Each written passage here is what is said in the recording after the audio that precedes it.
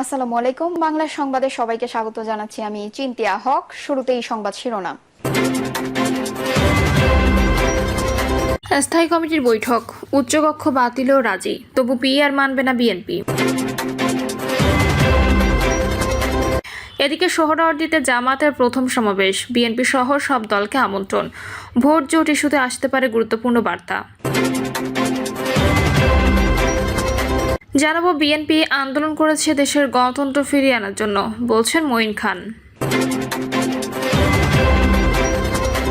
এবং সর্বশেষ জানাবো, জুলাই অভ্যুত্থান দ্বিতীয় দিনে কমপ্লিট শাটডাউন, ৬৭ জনের মৃত্যু।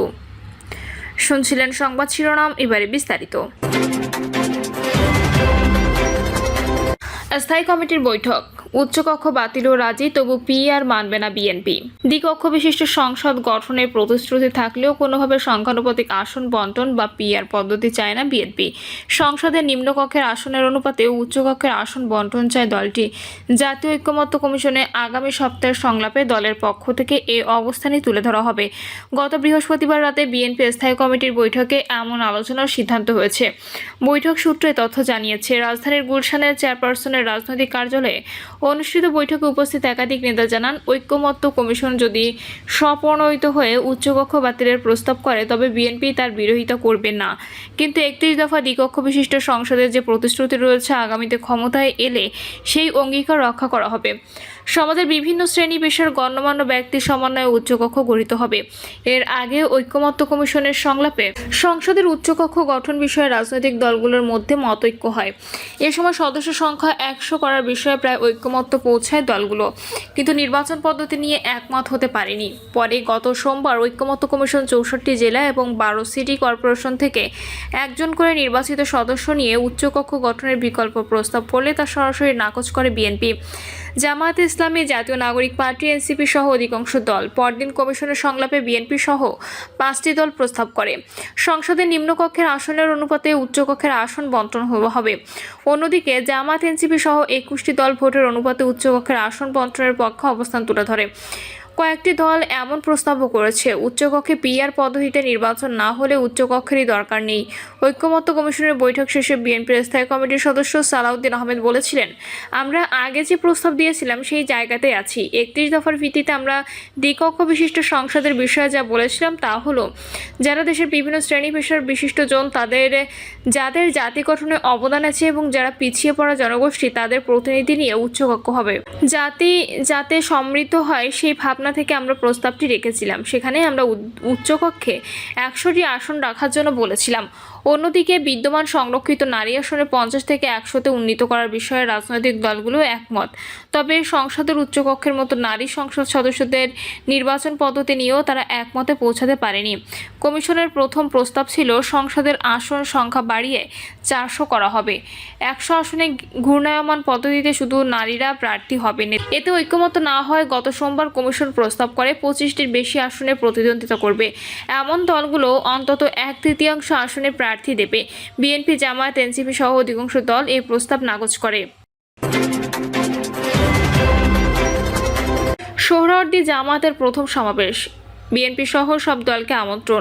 ভোট জোট ইস্যুতে আসতে পারে গুরুত্বপূর্ণ বার্তা। ত্রয়োদশ জাতীয় সংসদ নির্বাচনকে সামনে রেখে রাজনৈতিক দলগুলোর মধ্যে যখন নানা বিষয়ে মতবিরোধ ও বিতর্ক চলছে, সে সময়ে ৭ দফা দাবিতে ঢাকায় বড় সমাবেশের আয়োজন করেছে জামায়াতে ইসলামী। সমাবেশ থেকে দলের পক্ষ থেকে আসতে পারে গুরুত্বপূর্ণ বার্তা। সোহরাওয়ার্দী আয়োজিত আসনের সমাবেশে স্মরণীয় উপস্থিতি নিশ্চিত করতে চাইছে দলটি। এর আগে জামায়াত কখনো সোহরাওয়ার্দী উদ্যানে দলীয়ভাবে এমন সমাবেশ করেনি। সমাবেশ ঘিরে এরই মধ্যে দেশের বিভিন্ন প্রান্ত থেকে নেতাকর্মীরা ঢাকায় এসে সমাবেশস্থলে জড়ো হচ্ছেন। সমাবেশে একদিন আগে এসে অবস্থান করছেন তারা। সোহরাওয়ার্দী এলাকা ঘুরে দেখা যায়, বাংলাদেশ জামায়াতে ইসলামীর জাতীয় সমাবেশে যোগ দিতে দেশের বিভিন্ন প্রান্ত থেকে আসা কর্মী সমর্থকরা সোহরাওয়ার্দী উদ্যানে আসা শুরু করেছেন। রাজধানীর শাহবাগ, কাকরাইল, মৎস্য ভবন, টিএসসি ও দোয়েল চত্বর এলাকায় দলটির নেতাকর্মীদের উপস্থিতি দেখা গেছে। ছোট ছোট গ্রুপ করে সোহরাওয়ার্দী উদ্যানে প্রবেশ করতে দেখা যায়। কারো হাতে দাঁড়িপাল্লা প্রতীকও ছিল।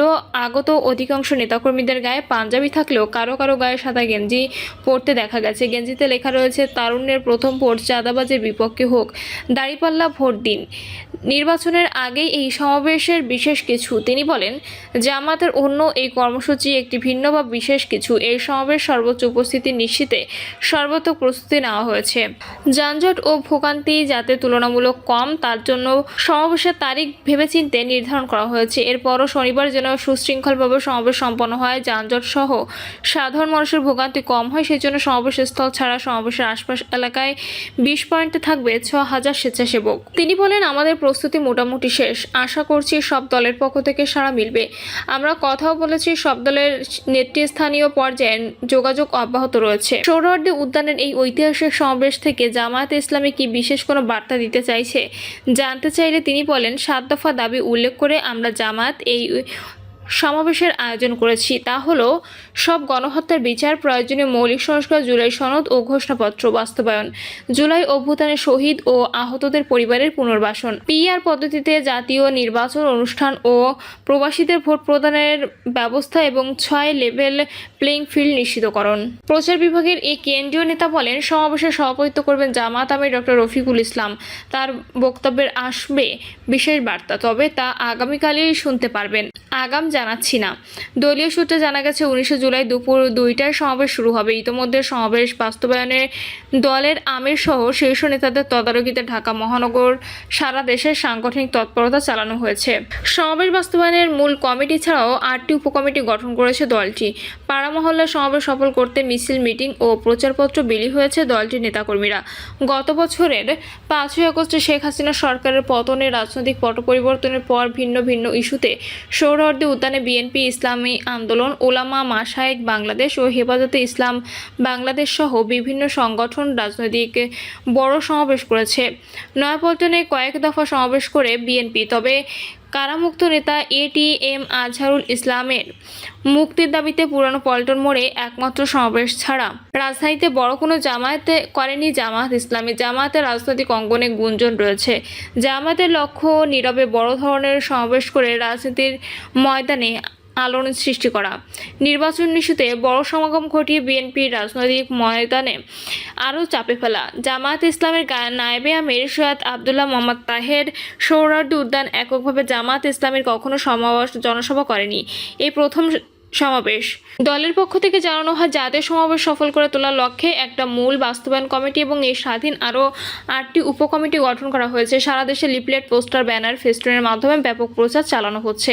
ঢাকায় গুরুত্বপূর্ণ সড়ক, শপিং মল সহ বিভিন্ন জায়গায় ভ্রাম্যমাণ মাইকের মাধ্যমে প্রচারের ব্যবস্থা করা হয়েছে। সারা দেশে পাড়া এবং মহল্লায় মহল্লায় মিটিং ও মিছিল চলছে। ভ্রাম্যমাণ সাংস্কৃতিক প্রতিষ্ঠানের মাধ্যমে গানের সুর ও নাটিকার মাধ্যমে সমাবেশের বার্তা দেশবাসীর কাছে পৌঁছানোর চেষ্টা করেছেন। 20টি পারফেক্ট প্রায় ও 6,500 স্বেচ্ছাসেবক বিভিন্ন বিভাগে দায়িত্ব পালন করছে। স্বেচ্ছাসেবকের পরিচয়ের জন্য আলাদা ড্রেস থাকবে না। ঢাকা শহরের বাইরে থেকে, ঢাকা এবং পার্শ্ববর্তী জেলা থেকে যারা আসবে, তারা গাড়ি পার্কিংয়ের জন্য আমরা কমপক্ষে 15টি পার্কিংয়ের ব্যবস্থা করা হয়েছে। বিএনপি আন্দোলন করেছে দেশের গণতন্ত্র ফিরিয়ে আনার জন্য, বলছেন মঈন খান। বিএনপির স্থায়ী কমিটির সদস্য সাবেক মন্ত্রী ডক্টর আব্দুল মঈন খান বলেছেন, বিএনপি আন্দোলন করেছে গণতন্ত্র ফিরিয়ে আনার চেষ্টা, মানুষের ভোটের অধিকার ফিরিয়ে আনার জন্য, ক্ষমতার লোভে নয়। একটি সুষ্ঠু নিরপেক্ষ নির্বাচনের মাধ্যমে বাংলাদেশের ভোটার যাকে ভোট দিবে আমরা তাকে স্যালুট জানাবো। আমরা গণতন্ত্রের জন্য রাজনীতি করি, জনগণের জন্য রাজনীতি করি। বিএনপি ক্ষমতার জন্য রাজনীতি করে না। ডক্টর মঈন খান বলেন, বাংলাদেশের মানুষের রক্তে রয়েছে স্বাধীনতা, গণতন্ত্র এবং অন্যায়ের প্রতি বিদ্রোহ করা। আসুন আমরা পুনরায় গণতন্ত্রের জন্য ঐক্যবদ্ধ হয়ে বাংলাদেশের মানুষকে অবাধ, সুষ্ঠু, নিরপেক্ষ নির্বাচন যাতে উপহার দিতে পারি, সেজন্য বর্তমান অন্তর্বর্তীকালীন সরকারকে সর্বপ্রকার সহায়তা করি।